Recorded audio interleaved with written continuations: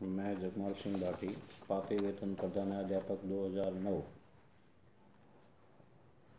पाते वेतन प्रधानाध्यापक के बारे में जो भ्रांतियाँ चल रही है उसके बारे में कुछ निवेदन करना चाहूँगा विगत सरकार, गत सरकार और वर्तमान सरकार से। मेरे हाथ में ये आदेश है, जैसे आप देख पा रहे हैं। अच्छी तरीके से मैं पढ़ के बता रहा हूँ। ये आदेश है कार्यालय उप निदेशक प्रारंभिक शिक्षा विभाग जोधपुर, मंडल जोधपुर, कार्यालय आदेश। ये आदेश निकला है उप शासन सचिव प्रथम शिक्षा ग्रुप 2 विभाग राजस्थान जयपुर के आदेश क्रमांक 4 शिक्षा 2 2004 पाठ जयपुर दिनांक 18/9/2009 एवं निदेशक माध्यमिक शिक्षा राजस्थान बीकानेर के आदेश क्रमांक शिवरा माध्यमिक संस्था F1 12,126/08 दिनांक 18/9/2009 की पालना में उपनिदेशक माध्यमिक शिक्षा जोधपुर के आदेश क्रमांक EDD माध्यमिक जोधपुर EA-ED पाते वेतन प्रधानाध्यापक प्रारंभिक शिक्षा सुपुर्द 09/306 दिनांक 25/9/2009 के द्वारा निम्नांकित तृतीय वेतन श्रृंखला अध्यापकों को प्रधानाध्यापक राजकीय प्राथमिक विद्यालय, राजकीय बालिका उच्च प्राथमिक विद्यालय के पद पर या वरिष्ठ अध्यापक पद पर पाते वेतन पर 6 माह या DPC के आसार्थी उपलब्ध होने तक जो भी पहले हो तक के लिए पद स्थापन हेतु इस कार्यालय को सुपुर्द किए जाने पर संलग्न सूची अनुसार जैसलमेर जिले के प्रधानाध्यापकों का प्रधानाध्यापक वरिष्ठ अध्यापक पद पर पद स्थापन उनके नाम के सम्मुख अंकित विद्यालय में ग्रामीण क्षेत्रों में किया जाता है। ये सरकार का आदेश था जिस समय 2009 का आदेश है। शिक्षा मंत्री हुआ करते थे श्री भंवरलाल जी मेघवाल और ये उन्हीं के कार्यकाल में निकला हुआ आदेश है और हमने 2009 से लेकर आज दिनांक तक पाते वेतन प्रधानाध्यापक पद पर 9 साल के लिए कार्य किया। रिकॉर्ड कर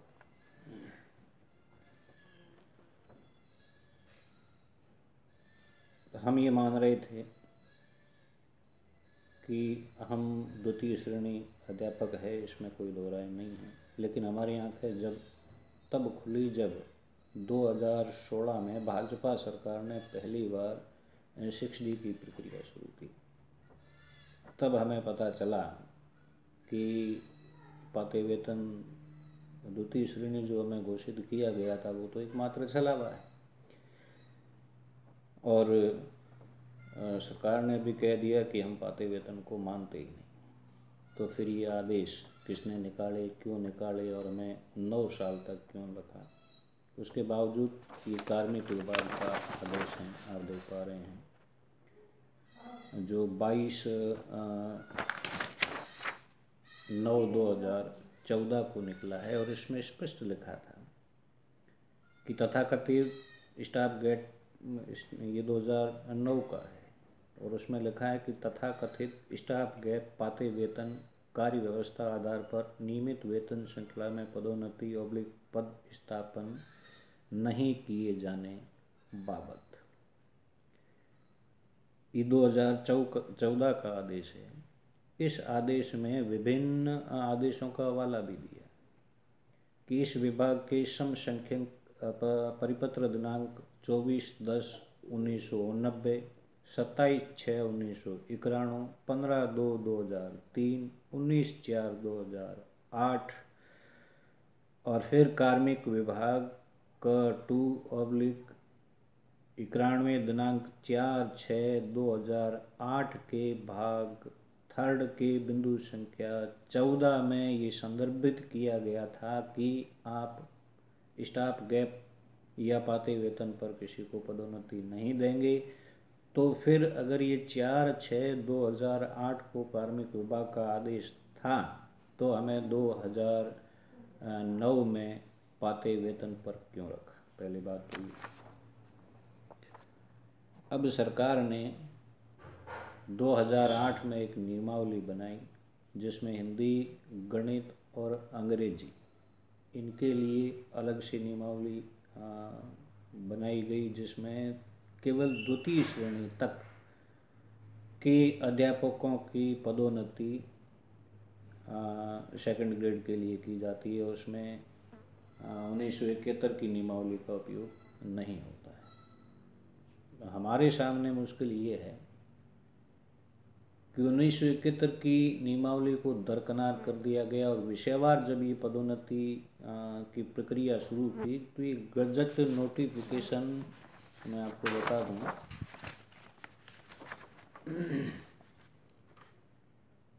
2008 की जो पाते वेतन पदोन्नति सरकार लाई है, तो नवीन पदोन्नति नियमावली 2013 स्टेट रूल्स 2013 के अनुसार ये 2000 नोटिफिकेशन इसका 30 मार्च 2013 में स्टेट रूल्स 2013 में हुआ था और जैसे 2008 से लागू किया गया। तो मैं सरकार से ये पूछना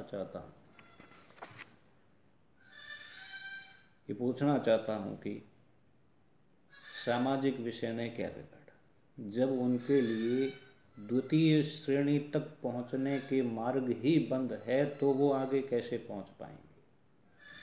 अब हो ये रहा है इसका दुरुपयोग कि जो हिंदी, अंग्रेजी और गणित के अध्यापक हैं वो द्वितीय श्रेणी में तो विषयवार पदोन्नति से चले जाते हैं और आगे वरिष्ठता सहयोगिता नियमावली के अनुसार वो प्रथम श्रेणी सामाजिक विषय में या किसी अन्य विषय में प्रथम श्रेणी लेक्चरर बन जाते हैं और उसी के आधार पर वो आगे प्रिंसिपल तक भी पहुंच चुके हैं। और 2013 का जो साथी है वो आज लेक्चरर के पद पर कार्यरत है, जबकि हम वहीं के वहीं।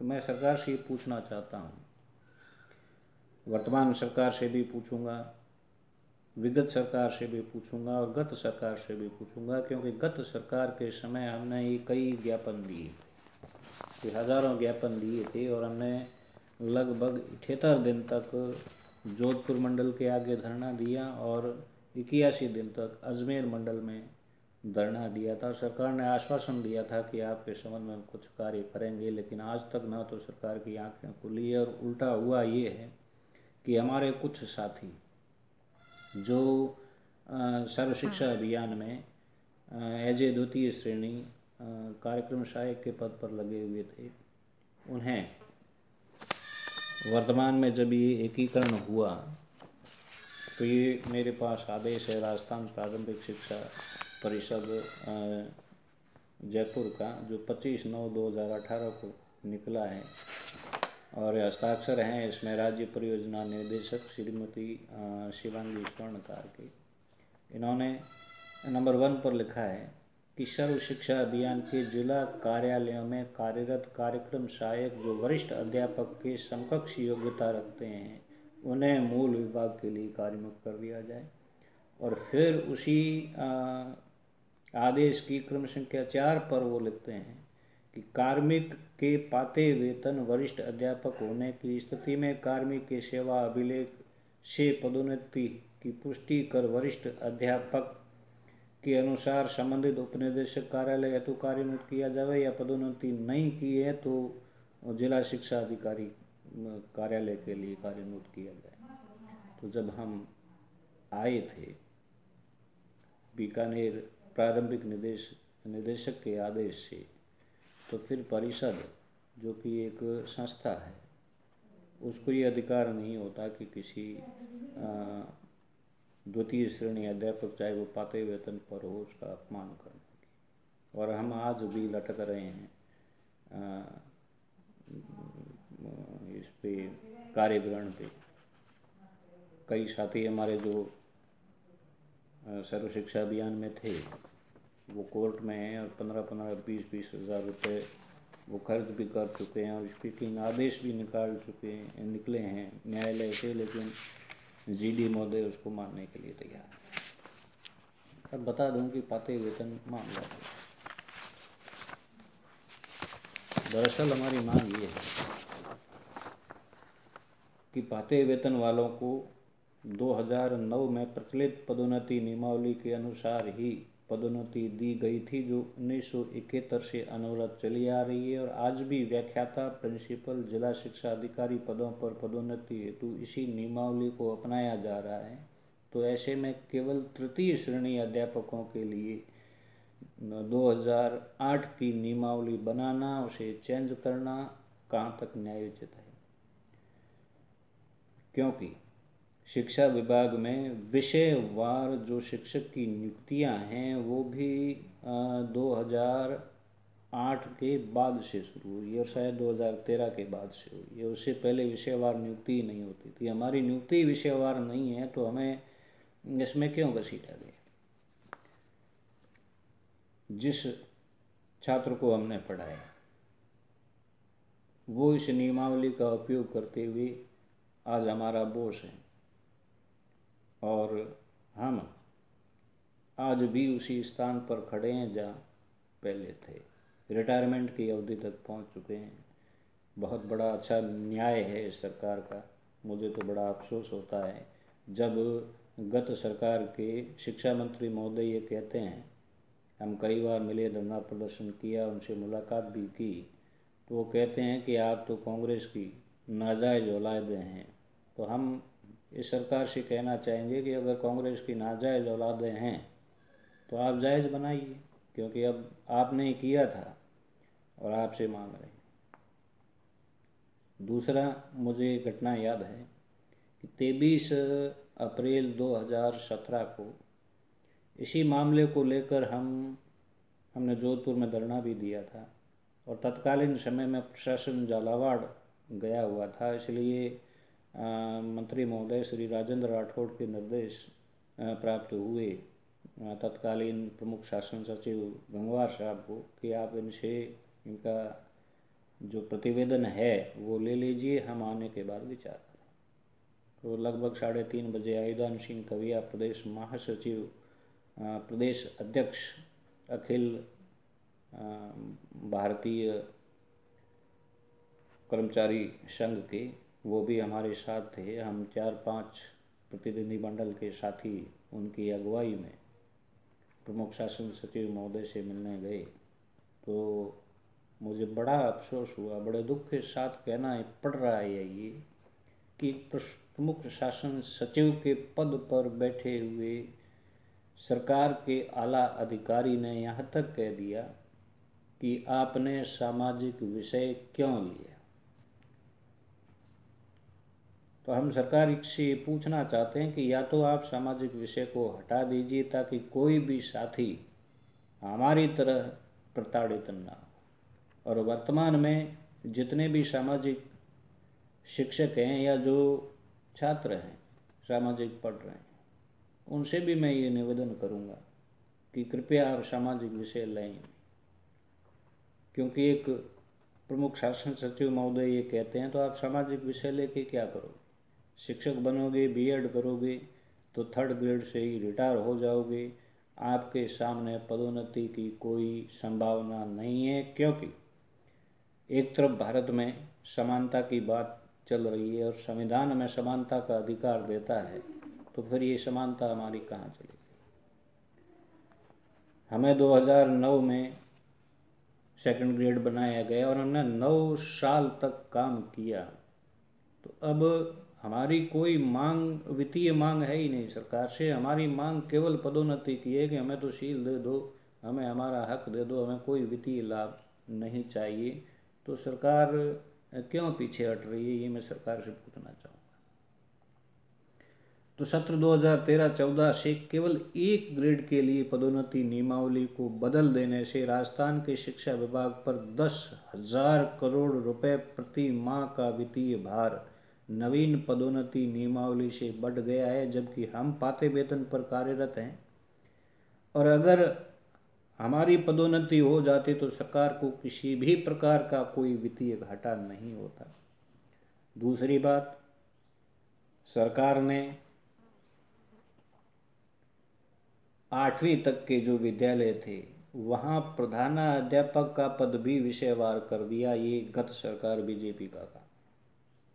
तो मैं वर्तमान सरकार से भी पूछना चाहूँगा और आला अफसरों से भी पूछना चाहूँगा कि क्या कोई भी प्रशासनिक पद विषयवार होता है? अगर नहीं होता है तो विषयवार करके ये सामाजिक के पदों को नष्ट करने की जो प्रक्रिया की गई है, इसके विरुद्ध हम आवाज़ बुलंद करेंगे, न्याय मांगेंगे और अंतिम न्याय तक पीछा नहीं छोड़ेंगे।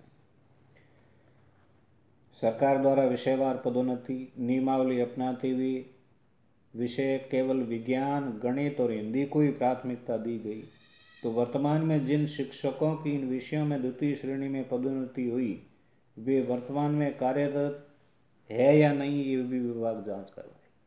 क्योंकि जब से ये द्वितीय श्रेणी बने हैं, वही शिक्षक आज गणित, हिंदी और विज्ञान में वो द्वितीय श्रेणी शिक्षक बन गए और आज वही शिक्षक सामाजिक, भूगोल या राजनीतिक विज्ञान में लेक्चरर बने और फिर प्रिंसिपल पद तक पहुंच गए।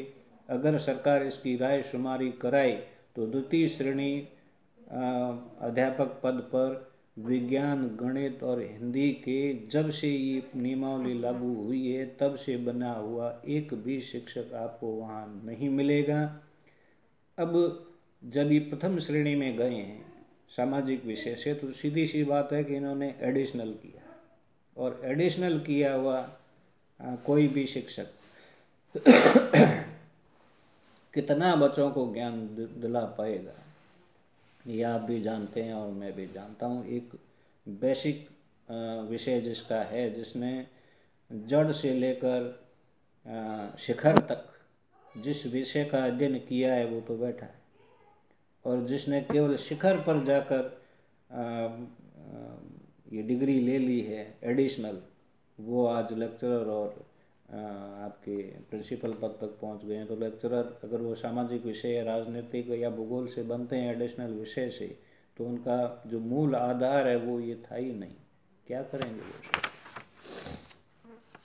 नवीन पदोन्नति नियमावली 2013 में बनी, 2016 में अमल में लाई गई, जबकि इसे बैकडेट 2008 से लागू करना और सन 1900 लागू जो किया है वो सन 1986 से लेकर 1990 तक सेकेंडरी व हायर सेकेंडरी उत्तीर्ण कर बीएड कोर्स करने वाले या 1990 से 2000 तक जो शिक्षक लगे हैं उनके साथ बहुत करारा अन्याय हुआ है, करारा उनके साथ विश्वासघात हुआ है, क्योंकि उस समय नियुक्ति विषयवार थी ही नहीं।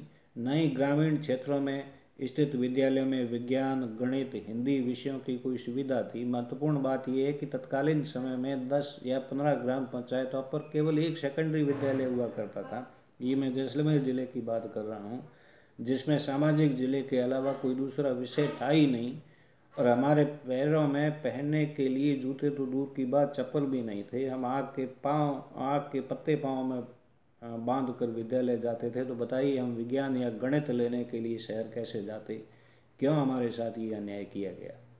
अगर हमें 2009 से पाते वेतन पर लगाया है, हमने 9 साल तक कार्य किया, तो कहाँ दिक्कत है सरकार को हमें 2009 से पदोन्नति का लाभ देते?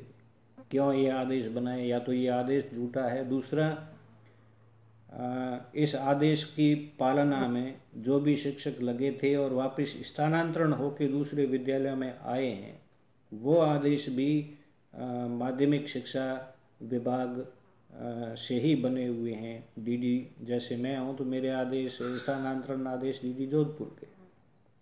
मैंने पाते वेतन प्रधानाध्यापक 2010 में कार्य ग्रहण किया था और पुनः 31 सितंबर 2010 को मैं कर्मों की ढाणी स्थानांतरित होकर आया। वो जोधपुर मंडल के आदेश थे। तो फिर जब जोधपुर मंडल आदेश करता है तो हम तृतीय श्रेणी कैसे? 2017 तक या कहूँ जुलाई 2017 तक पोर्टल पर पाते वेतन प्रधानाध्यापक पद शो हो रहा था, जिसे हटा दिया गया। वर्तमान में उन्हीं अध्यापकों को बगैर किसी आदेश के L2 घोषित कर दिया गया। तो मैं सरकार से पूछना चाहता हूँ, सरकारी अफसरों से पूछना चाहता हूँ और वर्तमान सरकार के शिक्षा मंत्री महोदय गोविंद सिंह डोटासरा सर से भी निवेदन करना चाहता हूँ कि L2 करने के लिए आदेश किसने पारित किए? क्या प्रारंभिक निदेशक जयपुर के हैं जो बीकानेर के हैं, या माध्यमिक निदेशक बीकानेर के हैं? किसके आदेश से हमें L2 बढ़ाया गया ये भी बताया जाए हमें, क्योंकि जब 2016 में 6D हुई तब हम कोर्ट में गए और उसी समय निदेशक प्रारंभिक शिक्षा बीकानेर और राजस्थान स्कूल शिक्षा परिषद जयपुर के आदेश पारित हुए थे कि पाते वेतन प्रधानाध्यापक अपने पद पर और मूल स्थान पर ही कार्य करते रहेंगे, तो फिर ये हमारे साथ दोगला व्यवहार क्यों किया गया? मैं वर्तमान सरकार से निवेदन करना चाहूँगा कि हमारे पाते वेतन प्रधानाध्यापकों की पीड़ा समझें और उनका त्वरित समाधान करें, वरना हम अपना आंदोलन और तेज करेंगे, जयपुर में धरना देंगे, सब कुछ करेंगे। पहली बात तो ये है, सरकार से ये कहना चाहूँगा कि वो समग्र शिक्षा अभियान का भी कुछ अध्ययन कर ले, क्योंकि जब कोई भी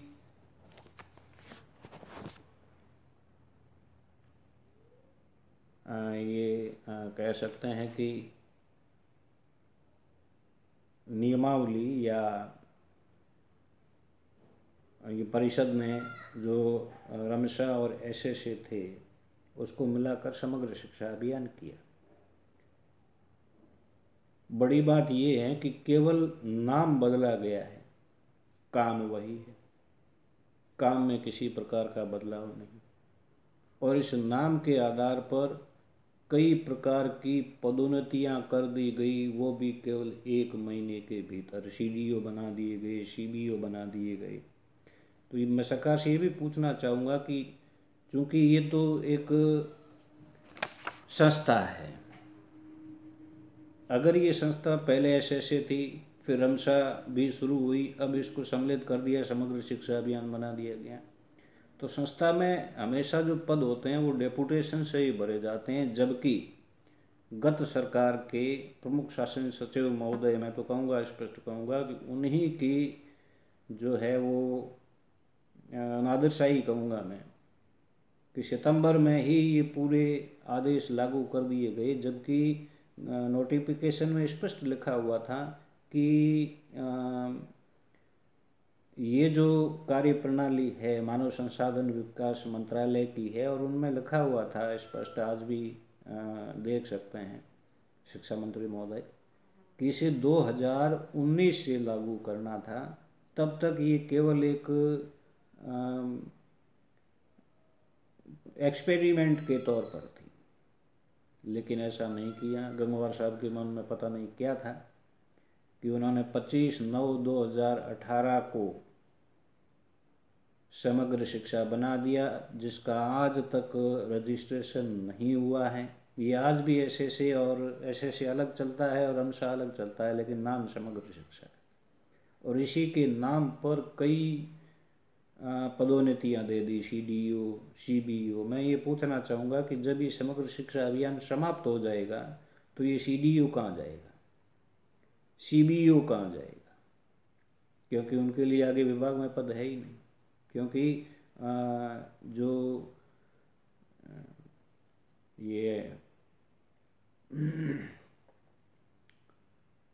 इसमें जितने भी पद भरे जाते हैं वो सभी डेपुटेशन से आते हैं, और जब ये संस्था समाप्त हो जाती है तो वो अपने मूल पद पर चले जाते हैं। जब समग्र शिक्षा अभियान नाम की ये जो संस्था है ये समाप्त हो जाएगी तो सीडीओ कहाँ जाएगा, सीबीओ कहाँ जाएगा? क्यों इतना वित्तीय भार शिक्षा पर बढ़ा दिया गया? क्या सरकार ये चाहती है कि शिक्षा विभाग में इतनी ब्यूरोक्रेसी भर दी जाए कि एक शिक्षक के ऊपर तनाव ही तनाव रहे? कभी CBO आ रहा है, कभी ACBO आ रहा है, कभी जिला शिक्षा अधिकारी माध्यमिक आ रहा है, जिला शिक्षा अधिकारी प्रारंभिक आ रहा है, CDO आ रहा है। क्या है? शिक्षक का दायित्व तो पढ़ाना है, उसे स्वतंत्र रखिए, वो पढ़ाएगा और 100% पढ़ाएगा।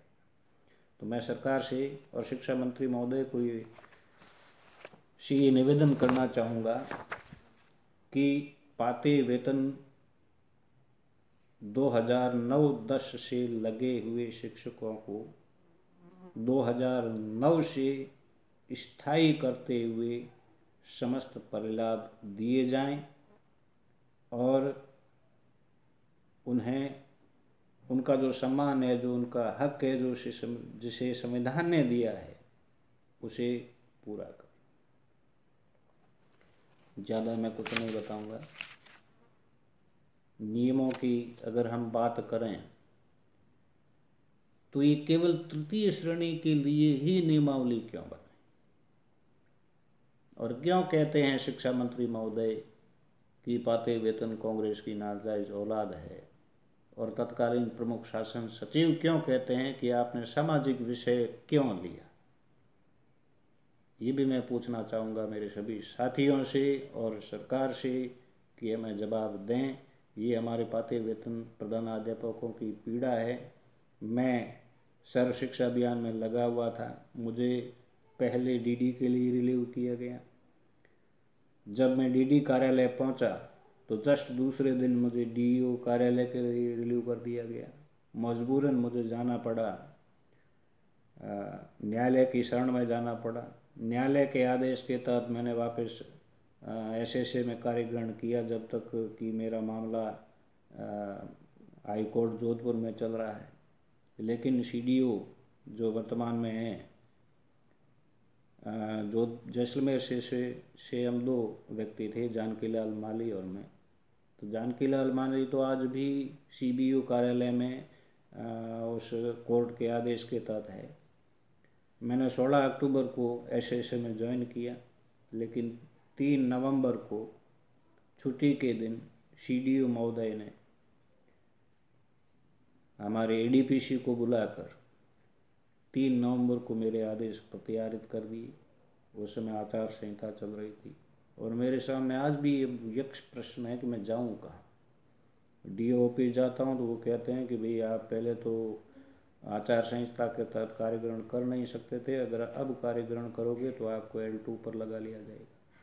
DD कार्यालय के पास जाते हैं कि हम आज के समय में पाते वेतन नाम का कोई पद है ही नहीं। तो हम गए कहाँ, किसके आदेश से हमें L2 बनाया गया करके ये भी सरकार निश्चित करे, वरना हम 26 जनवरी के बाद जयपुर में धरना देंगे। 25,000 शिक्षक हम हैं आज भी हैं पाते वेतन पर। और मैं बाकी सभी साथियों से और छात्रों से भी ये निवेदन करूंगा कि कृपया सामाजिक लें तो विचार कर लें, क्योंकि हमारे साथ जो हुआ है वो आपके साथ भी होगा। जय हिंद, जय भारत।